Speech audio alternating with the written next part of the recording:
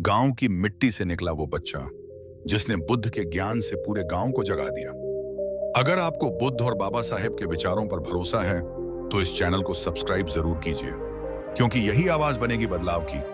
चंदन बिहार के एक छोटे गांव का लड़का था। उसका जन्म एक बेहद गरीब परिवार में हुआ था। मां खेतों में काम करती, पिता पत्थर तोड़ते। चंदन ने बचपन में ही समाज के जहर को चख लिया था। छुआछूत, भेदभाव, गालियां और स्कूल में सीट की लड़ाई। कभी कभी वो सोचता, क्या मेरा जीवन सिर्फ दुखों का नाम है? फिर एक दिन स्कूल में एक कार्यक्रम हुआ। एक बौद्ध भिक्षु आए और बुद्ध के जीवन पर भाषण दिया। चंदन पहली बार तृष्णा दुख की जड़ है, ये वाक्य सुनकर हक्का बक्का रह गया। क्या सच में दुख की जड़ तृष्णा है? उस दिन के बाद चंदन की जिज्ञासा जागी। चंदन ने गांव के एक बौद्ध विहार में जाना शुरू किया।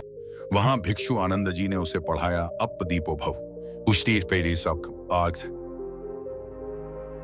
खुद अपना दीपक बनो, मन ही सब कुछ है, जैसा सोचोगे वैसा बनोगे।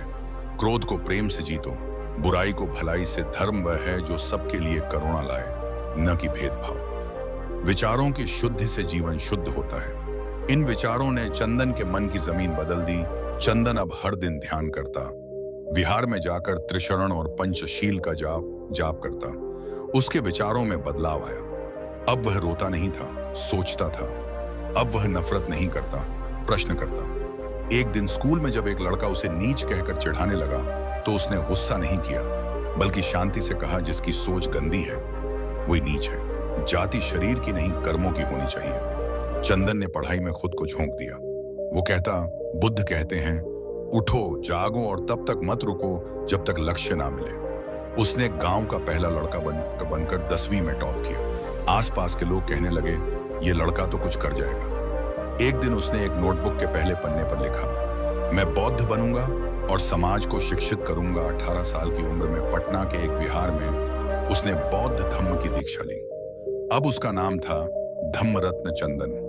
उसने जय भीम और बुद्धम शरणम गच्छामि को जीवन का मंत्र बना लिया। बुद्ध की करुणा को फैलाने वह गांव-गांव जाने लगा।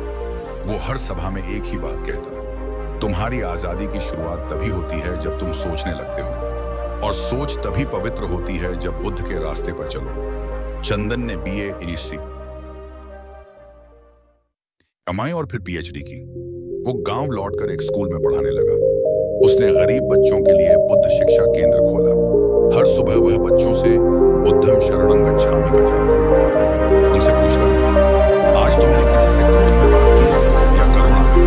वो कहता, कहा साहब, श्रद्धा भैया क्रांति बंदूक से नहीं, विचार से होती है, और बुद्ध के विचार सबसे बड़ी क्रांति है। धीरे धीरे उसके केंद्र की चर्चा पूरे जिले में फैली। आईएएस अफसर भी उससे मिलने आए। एक बार डीएम ने पूछा, चंदन जी, आपने इतनी क्रांति कैसे कर दी गांव?